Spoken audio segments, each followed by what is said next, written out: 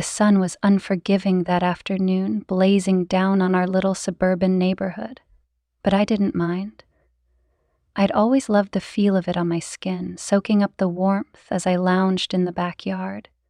It was my small escape from the monotony of life, a reprieve from the endless routine of chores, bills, and a marriage that had grown too predictable. I shifted slightly in my reclining chair, adjusting the straps of my bikini to ensure there wouldn't be any tan lines. The backyard fence was tall enough to give me privacy, or so I thought. The idea of someone seeing me had never crossed my mind, not until recently, when I started catching glimpses of him, the neighbor. His name was Derek, though I only learned that a few weeks ago from a casual conversation with another neighbor. He'd moved in 6 months ago after his divorce, and while we exchanged polite nods or occasional waves when taking out the trash, we hadn't spoken much. He wasn't loud or intrusive, but he had a presence, a way of carrying himself that was hard to ignore. Maybe it was his confidence, or maybe it was the way his dark eyes lingered just a second too long when our paths crossed. My husband, Peter, worked long hours as a corporate lawyer. We barely saw each other anymore. He was always glued to his phone, even when he was home. Weekends, which used to be ours, had become his catch-up days. The man I married, the one who used to take me on spontaneous road trips or surprised me with flowers, had slowly disappeared, replaced by someone distant and consumed by ambition. As I lay there, I heard a soft rustle. The sound startled me, and I opened my eyes to see Derek in his backyard. He wasn't doing anything in particular, just watering his plants, his t-shirt clinging to his chest from the heat. I quickly looked away, but not before I caught his gaze. He smiled faintly, raising a hand in greeting. "Hi," he called out, his voice deep and smooth, carrying easily across the fence. I hesitated, feeling a strange flutter in my chest. "Hi," I replied, keeping my tone casual. "Hot day, huh?" he continued, his lips curving into a crooked grin. I laughed lightly, feeling oddly self-conscious. "Yeah, seems like the sun's out to make us suffer today." His eyes flicked to me briefly, lingering just long enough to make my skin prickle, though whether from the heat or something else I couldn't say. "Ah, well, looks like you've got the right idea," he said, nodding toward my lounge chair. "Can't blame you for wanting to soak it all in." There was something about the way he said it, a subtle undertone that made my cheeks flush. I shifted on the chair, suddenly acutely aware of my bare skin and the way his eyes, dark, observant, seemed to notice everything. I told myself I was imagining it, that his comment was innocent, but my heart didn't seem to agree. "Do you garden much?" I asked, desperate to steer the conversation into safer territory. He chuckled, setting the watering can down and leaning against the fence. "Not really, just trying to keep the plants alive. They were here when I moved in, and I feel bad letting them die." I smiled despite myself. "That's noble of you." "Noble," he repeated with a small laugh, not the word most people would use to describe me. What would they use then?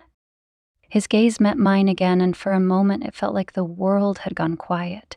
The hum of cicadas, the distant barking of a dog, even the faint rustle of the breeze. It all faded into the background.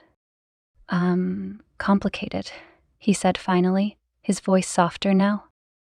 I didn't know what to say to that. Instead, I offered a polite smile and turned my attention back to my book, pretending to read while my heart raced in my chest.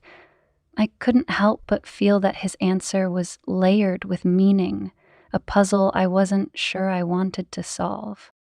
The days passed, and yet that moment stayed with me. Every time I saw Derek, whether he was mowing his lawn or taking out his trash, I felt the memory of that gaze, the weight of his words. He wasn't flirting, not exactly, but there was something unspoken between us, a charge in the air that hadn't been there before. One morning, I was sitting in the kitchen with a cup of coffee when Peter walked in, already dressed for work. He glanced at me briefly, his eyes flicking over my face without really seeing me. "I've got a late meeting tonight," he said, grabbing his briefcase from the counter. "Don't wait up." "Of course," I replied, my tone automatic. He kissed my cheek, a gesture more out of habit than affection, and walked out the door, his phone already pressed to his ear. I stared after him, my coffee growing cold in my hands. This was my life now. Quiet mornings, empty evenings, and a marriage that felt like a shadow of what it once was. I told myself I was content, that this was normal after 10 years together, but the truth was, I wasn't sure anymore. Later that afternoon, I found myself back in the lounge chair, the sun beating down as I closed my eyes and tried to let the warmth distract me from my thoughts. I must have dozed off because the next thing I knew, I heard his voice. "Don't want to burn."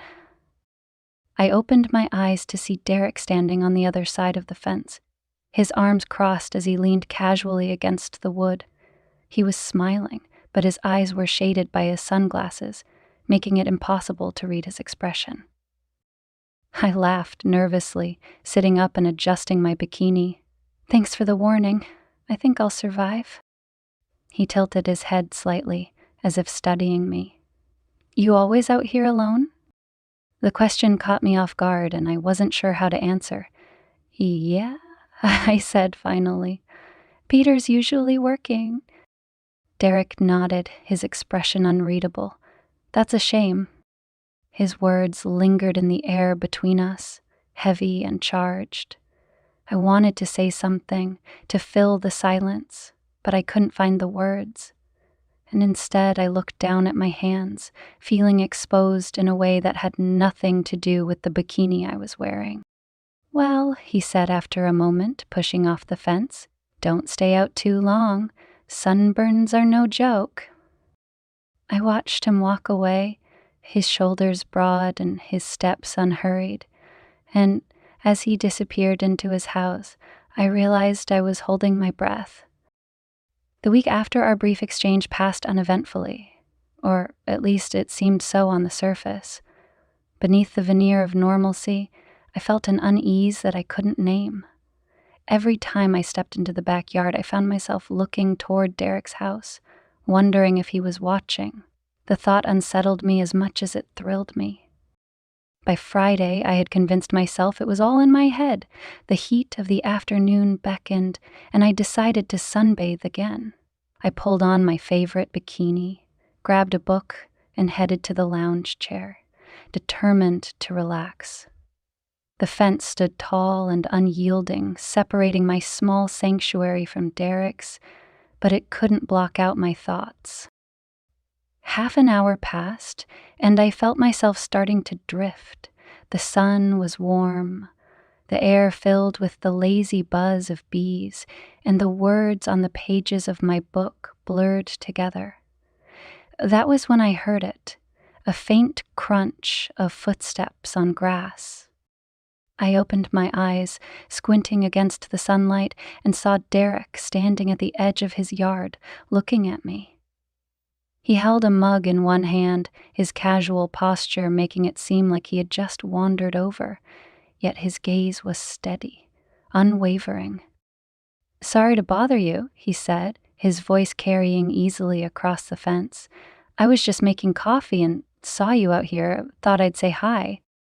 I felt a strange mix of annoyance and excitement at his casual interruption.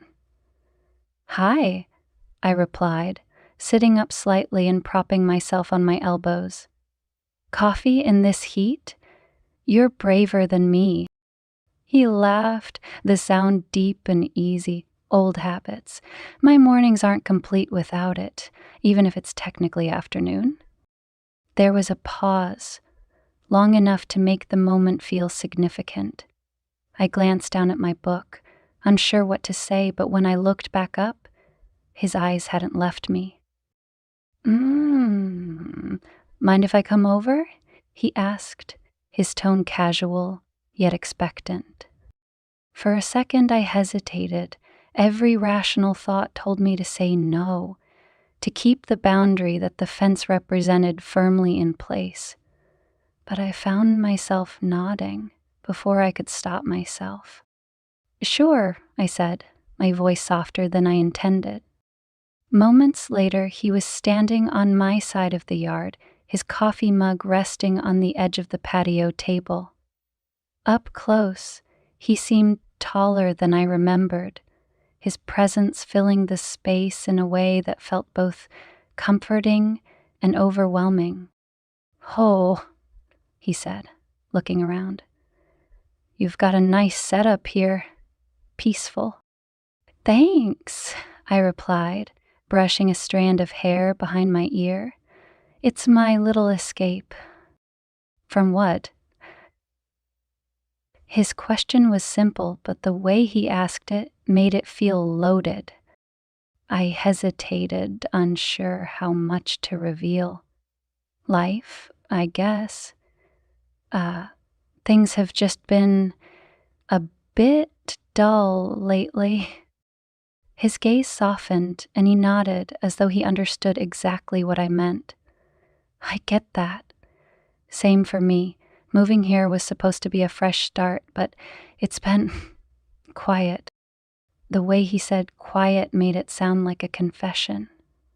I felt a sudden urge to ask more, to fill the silence between us with something meaningful, but before I could, he gestured toward my book. "What are you reading?" I held up the cover, grateful for the change in topic. "Just some light fiction, nothing too deep." He smiled, his eyes crinkling at the corners. "I always see you out here with a book. You must be a serious reader." "I guess you could say that," I said, feeling a faint blush creep into my cheeks. "It's easier than thinking sometimes." He didn't respond right away, his expression thoughtful.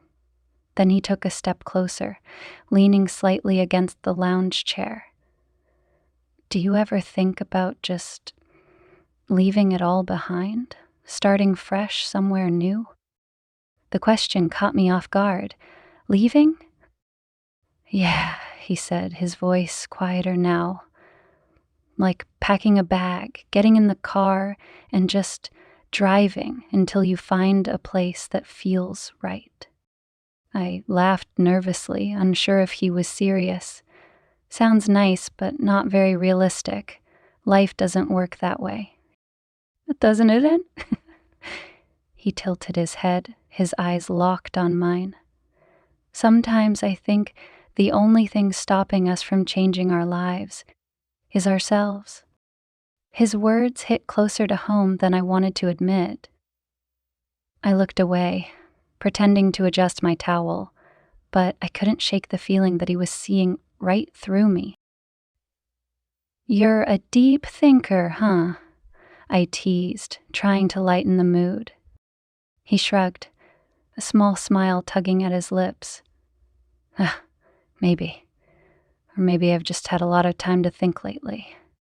The air between us felt heavy, charged with something I couldn't name. I stood abruptly, brushing the sand off my legs. "I should probably head inside. It's getting a bit too hot out here."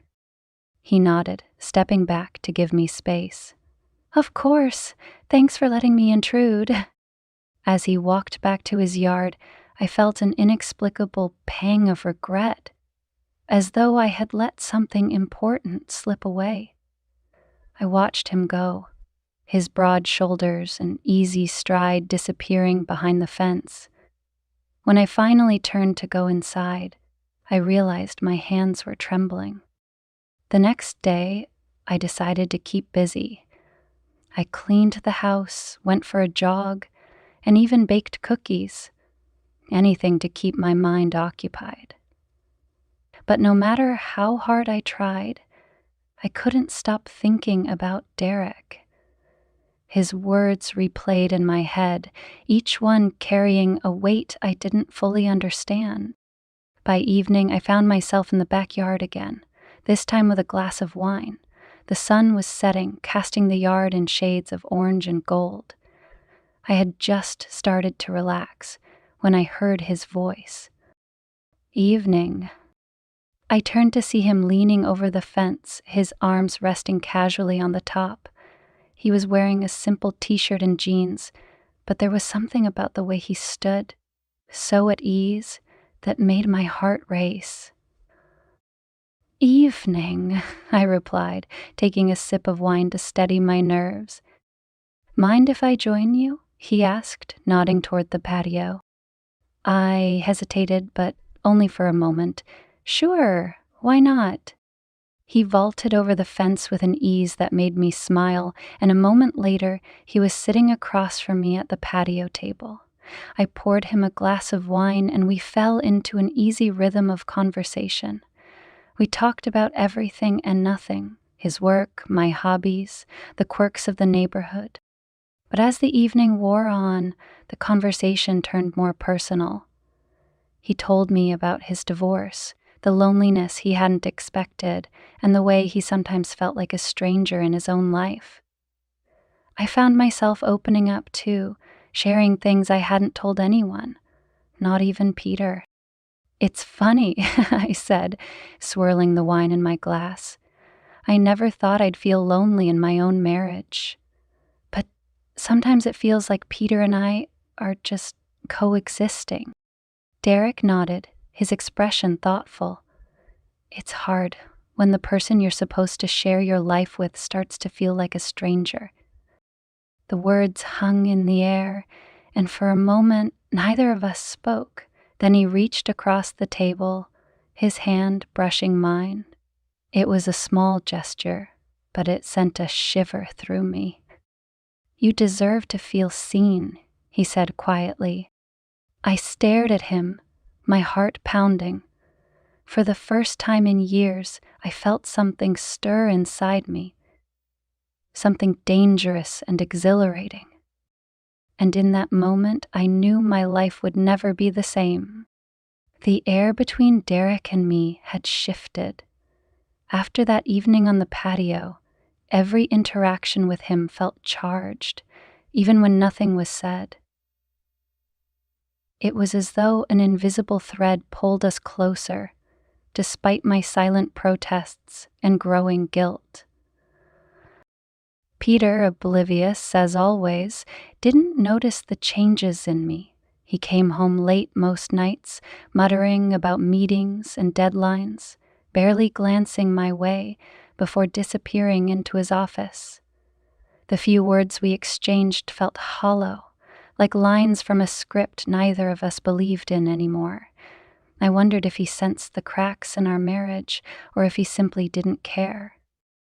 One afternoon, a few days after our last conversation, I found myself in the backyard again.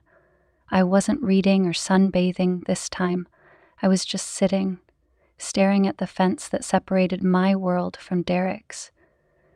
The sun was low in the sky, casting long shadows across the grass. I hadn't expected to see him, but when his voice broke the quiet, I wasn't surprised.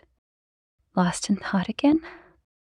I turned to see him standing at the fence, his arms draped over the top like before. There was an ease to him, as though he belonged here, in my space, with me. Something like that, I replied, forcing a small smile. What about you? No plants to water today? He chuckled, climbing over the fence in one fluid motion. I figured I'd take a break.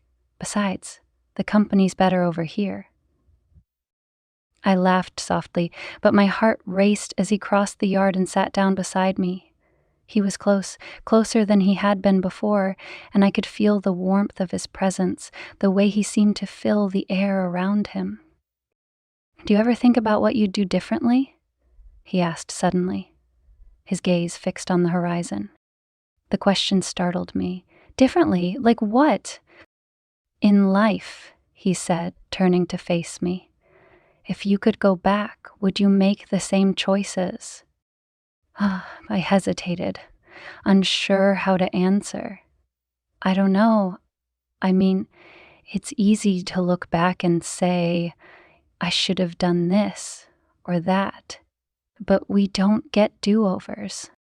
He nodded, his expression serious. "True. But sometimes I think we let ourselves settle for less than we deserve because it's easier than starting over." His words struck a nerve. I looked away, pretending to admire the flowers blooming along the edge of the yard. Maybe, or maybe we just get stuck in routines and forget there's more out there. "Exactly," he said, his voice softer now.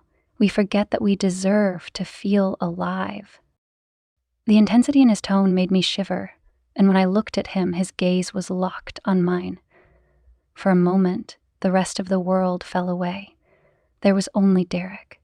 His dark eyes, the faint shadow of stubble on his jaw, the way his lips curved into a faint, knowing smile.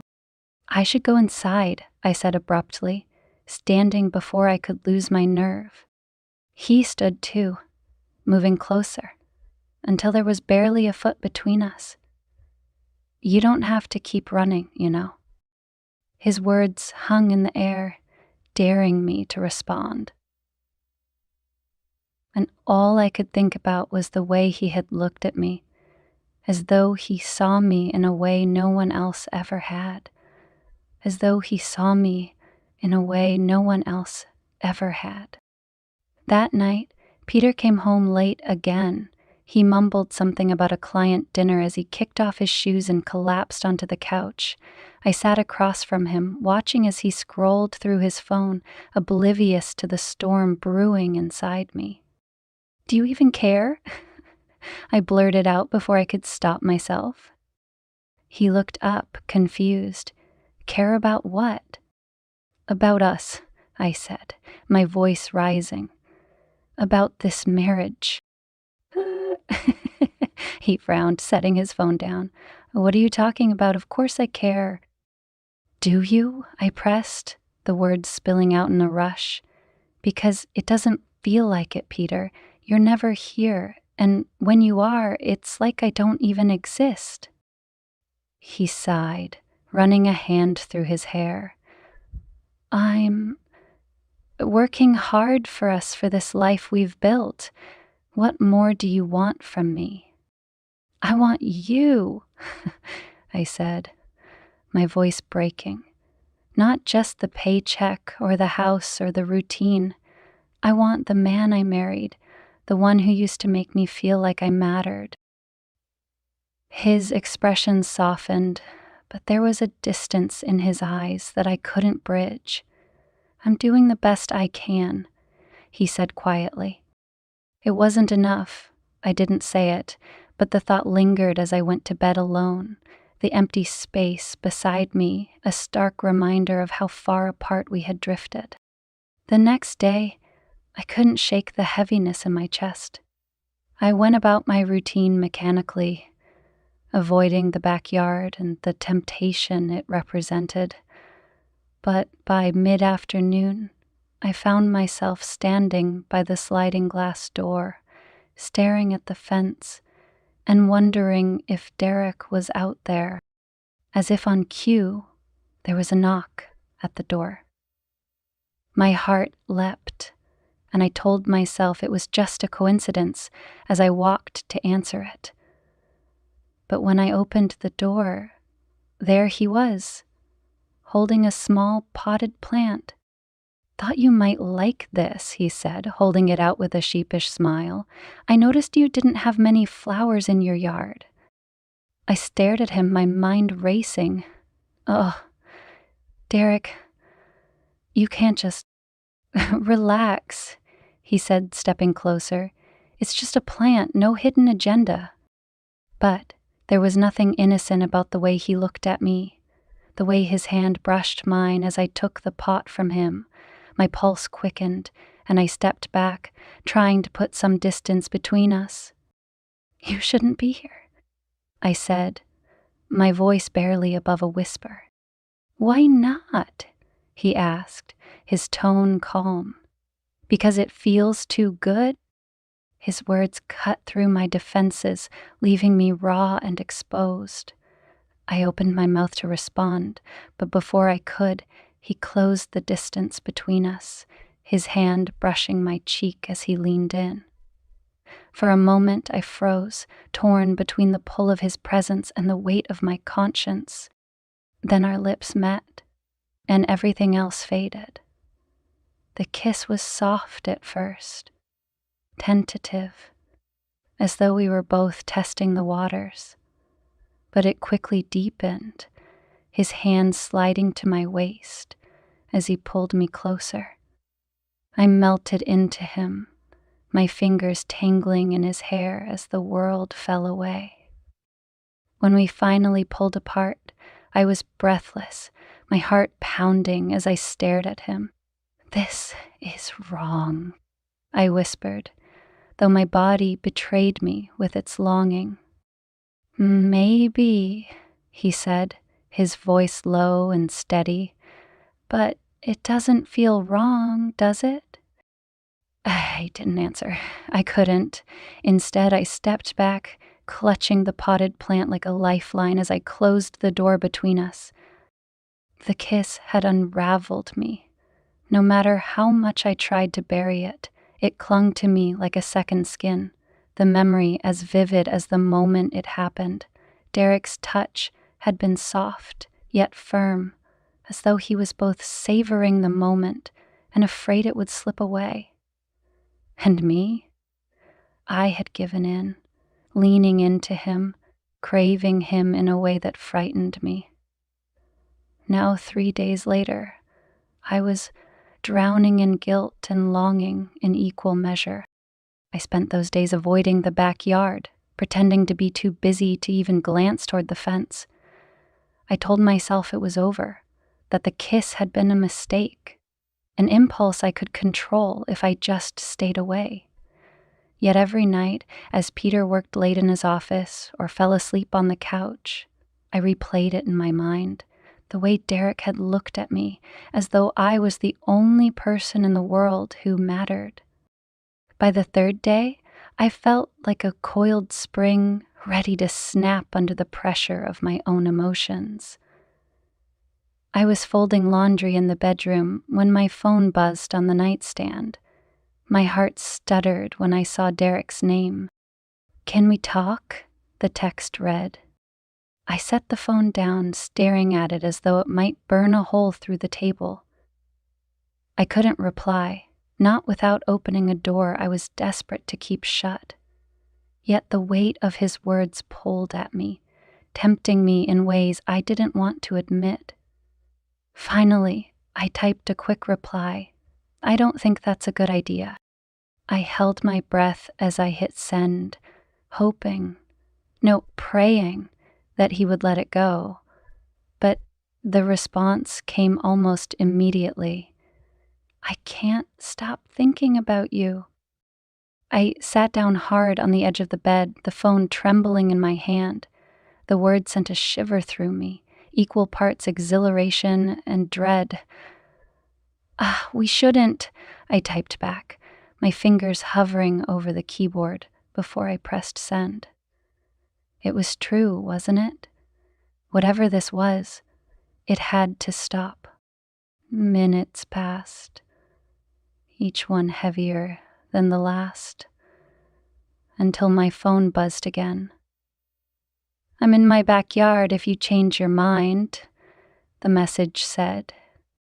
I stared at the screen, my heart pounding so loudly I was sure it would echo through the house.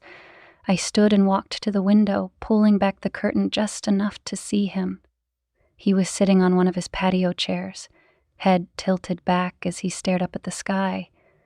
He looked calm, almost detached, but there was something in the set of his shoulders that told me he was waiting. Before I could talk myself out of it, I grabbed a cardigan and slipped it over my tank top. I told myself I was going out to end this, to tell him we couldn't continue whatever this was. My feet moved almost of their own accord, carrying me down the stairs and out the back door. The late afternoon sun was warm on my skin as I stepped into the backyard. Derek noticed me immediately, standing as I approached the fence. His face softened when he saw me, the faintest hint of a smile tugging at the corners of his lips. "You came," he said, his voice low and steady. "I shouldn't have," I replied, folding my arms across my chest.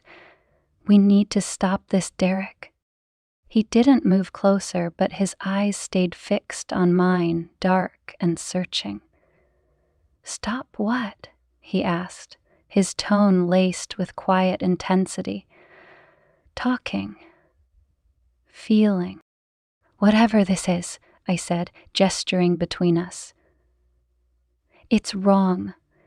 I'm married." His jaw tightened, but his voice remained calm. "Are you happy?" The question caught me off guard, and I hesitated, unsure how to answer. Because from where I'm standing, it doesn't look like you are. "That's not the point," I said, my voice trembling. "I made a commitment to Peter, to my marriage." Derek stepped closer to the fence, his gaze never wavering. "And what about to yourself?" he asked. "Don't you deserve to feel alive? To feel seen?" His words cut through my defenses, hitting a nerve I didn't want to acknowledge. "This isn't fair," I whispered, my throat tight. "You can't just—" "I'm not trying to hurt you," he interrupted gently. "But I can't pretend there's nothing here. Can you?" I opened my mouth to respond, but the words wouldn't come. The truth was, I couldn't pretend. I felt it every time I looked at him, every time I heard his voice. It was magnetic, undeniable, and terrifying. "I need to go," I said abruptly, turning to leave. But Derek didn't let me go that easily. "Wait," he said, his voice soft but firm. "If you walk away, I'll understand, but before you do, just answer one question." I paused. I backed to him. "What?" I asked, my voice barely above a whisper. "Do you feel it too?" he asked. "This connection between us? Do you feel it? Or am I imagining things?" My breath caught in my throat and I closed my eyes, willing myself to stay strong. "It doesn't matter," I said finally. "It can't." "But it does matter," he insisted, his voice full of quiet conviction. "You're standing here right now because it matters." I turned to face him, my emotions swirling like a storm. "Even if it does, Derek, it doesn't change anything. I can't just throw my life away because of this." "I'm not asking you to throw anything away," he said, stepping closer until there was only a foot of space between us. "I'm asking you to be honest with yourself, with me." His words hung in the air, heavy and unrelenting. I felt like I was standing on the edge of a cliff, torn between the safety of solid ground and the dizzying pull of the unknown. "I don't know what I'm doing," I admitted, my voice breaking.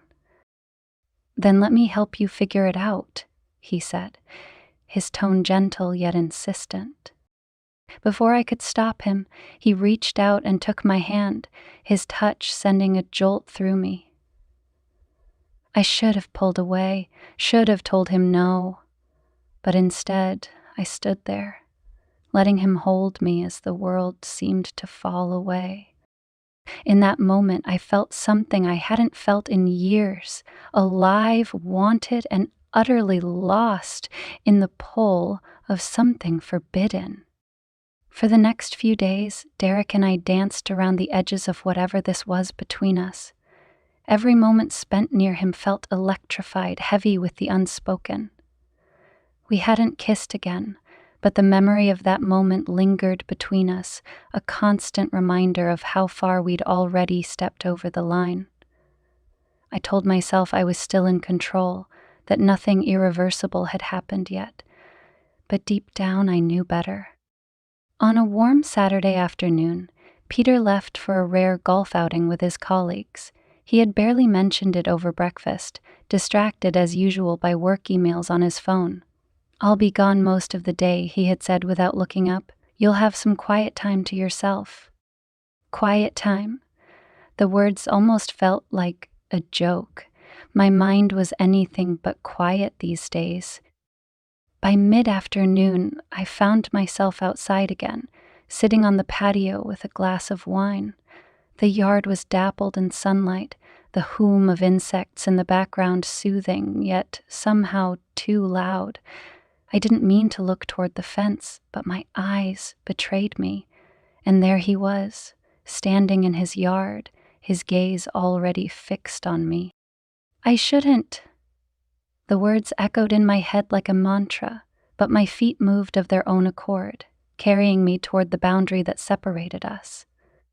"You have terrible timing," I said when I reached the fence, trying to sound light-hearted, though my voice betrayed me. Derek grinned, leaning casually against the wood. "Or maybe perfect timing," he replied, his tone teasing, but his eyes serious. "Peter's not home, is he?" I shook my head, feeling the familiar knot of guilt in my stomach. "He's at the golf course." "Why?" "Because I think we need to talk," he said, his voice softening, "and I'd rather not do it with a fence between us." I hesitated, glancing over my shoulder toward the house as though someone might materialize out of thin air. "Derek," I began, but he interrupted me. "I'm not asking for much," he said, stepping closer to the fence. "Just a conversation, no pressure." It was a terrible idea. I knew that even as I nodded, gesturing for him to come over. He climbed the fence easily, landing on my side with a grace that made my heart race. We stood there for a moment, inches apart, the air between us thick with tension. "What do you want to talk about?" I asked, my voice barely above a whisper. "You," he said simply. "Me, us." "There is no us," I said quickly, though even I didn't believe the words. "Isn't there?" he asked, his gaze piercing. "Because I can't stop thinking about you, and I don't think I'm the only one." I looked away, my hands trembling. "Derek, this is dangerous." "Life's dangerous," he said, stepping closer. "But it's also too short to ignore something real." His words hit me like a punch to the chest, and before I could respond, he reached out and touched my arm. It was a small gesture, barely more than a brush of his fingers, but it sent a jolt through me. I closed my eyes, trying to summon the strength to push him away. And then the sound came, a sharp, unmistakable click. My eyes flew open, and I turned toward the source of the noise, my heart plummeting. There, standing at the edge of his backyard, was Mrs. Jenkins, our nosy neighbor from 2 doors down. She was holding her phone up, the screen glowing faintly in the afternoon light. "Oh," she said, her voice dripping with fake innocence. "I didn't mean to interrupt." "Mrs. Jenkins," I said, my voice cracking as I stepped back from Derek. "This isn't... it's not what it looks like." The days after Mrs. Jenkins' intrusion felt like a slow unraveling of my carefully constructed life. The guilt, the fear, and the thrill of it all, twisted together in a knot that tightened with every passing moment. Peter's questions lingered in the air, though he hadn't pressed me again. Still, the weight of his suspicion was palpable. Even in silence, it was clear. He knew something wasn't right. I stayed away from Derek, convincing myself it was the only way to regain control. But avoiding him didn't erase the memory of his touch or the sound of his voice when he told me I deserved to feel alive. It haunted me, pulling me back into a spiral of doubt and longing. By the fourth day, I was at my breaking point. Peter had left early for a meeting, leaving me alone in the house with my restless thoughts. I tried to distract myself with chores and errands, but everything reminded me of the mess I'd made. By mid-morning, I found myself staring out the kitchen window, my gaze fixed on Derek's house. It felt inevitable, as though some invisible force was drawing me to him. I grabbed my cardigan, my hands trembling as I slipped it over my shoulders. The short walk to his door felt longer than it should have, each step weighted with hesitation. When I knocked, the sound seemed to echo louder than it should have. Derek opened the door a moment later, his expression shifting from surprise to something softer, almost expectant.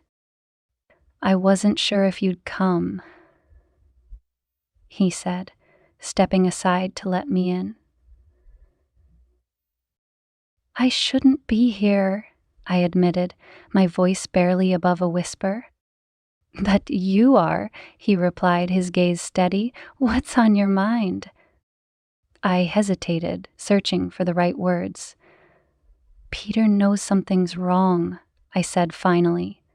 "Mrs. Jenkins told him about us, about what she thinks she saw." Derek's jaw tightened, but he didn't look surprised. "What did you tell him?" "That nothing happened," I said quickly, then faltered. "But I don't think he believes me." "Do you believe yourself?" he asked, his voice low but pointed. His question cut through my defenses, leaving me exposed. I looked away, unable to meet his gaze. "I don't know," I admitted. "I don't know what I'm doing, Derek." "You're trying to hold on to something that's already slipping away," he said, stepping closer. "But you can't have both. You have to choose." I turned to face him, my heart pounding. "It's not that simple," I said, my voice trembling. "I don't want to hurt anyone." "You already have," he said softly, the words hitting like a blow. "And so have I. But we can't keep pretending this doesn't exist." "I can't just throw everything away," I said, my throat tightening. "Peter doesn't deserve that." "And what about you?" Derek asked, his voice rising slightly. "What do you deserve?" The room felt stifling, the walls closing in as I struggled to find an answer. "I don't know," I said, tears pricking at my eyes. "I don't know what I want." "Yes, you do," he said, his tone softening. "You just don't want to admit it." I closed my eyes, willing the tears to stay back. When I finally spoke, my voice was barely audible. "I need to fix things with Peter. I need to try."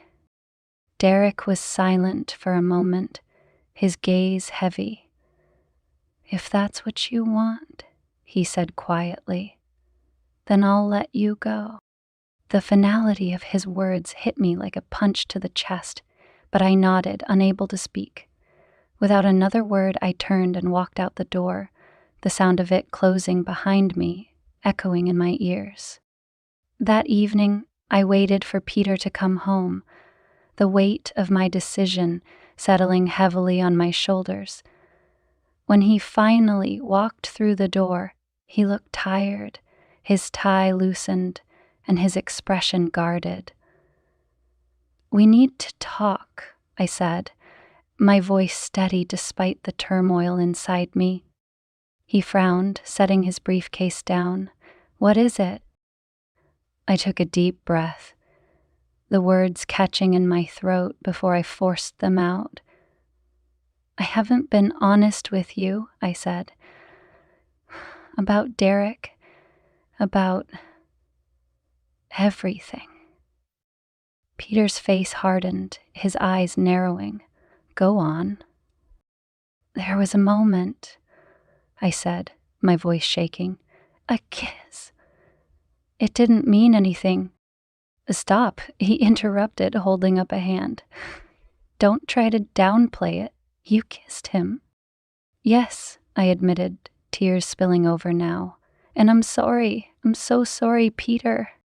He stared at me for a long moment, his expression unreadable. Why? He asked finally, his voice cold. Why would you do this? I don't know, I said, the words tumbling out in a rush. I was lonely. I felt invisible, and he made me feel alive. Peter flinched, the words cutting deeper than I intended. So it's my fault, he said bitterly. No, I said quickly, it's not your fault. I should have talked to you, told you how I was feeling, but I didn't, and now we're here, he finished, his voice flat. I nodded, unable to meet his gaze. I want to fix this, I said quietly, if you'll let me. Peter was silent for what felt like an eternity. When he finally spoke, his voice was heavy with emotion. I don't know if I can forgive you, he said. Not yet, but I need time to think. I understand, I said, my heart breaking with every word. He grabbed his keys and headed for the door, pausing briefly before looking back at me. I'll stay at a hotel tonight, he said. We'll talk tomorrow. The sound of the door closing behind him was deafening, and I sank onto the couch, the weight of my choices crushing me. For the first time in weeks, the house was truly silent, and I was alone with the consequences of my actions. The next morning, I stood by the window, staring out at the backyard. Derek's house was quiet, the curtains drawn, and I wondered if he was thinking about me. The fence between our yards felt more like a wall now, a barrier I couldn't cross again. For the first time, I realized that no matter what happened next, whether Peter came back or not, I had to face myself. I had to figure out who I was and what I wanted, not for Peter, not for Derek, but for me. As the sun rose higher in the sky, I took a deep breath and stepped away from the window, ready to face whatever came next.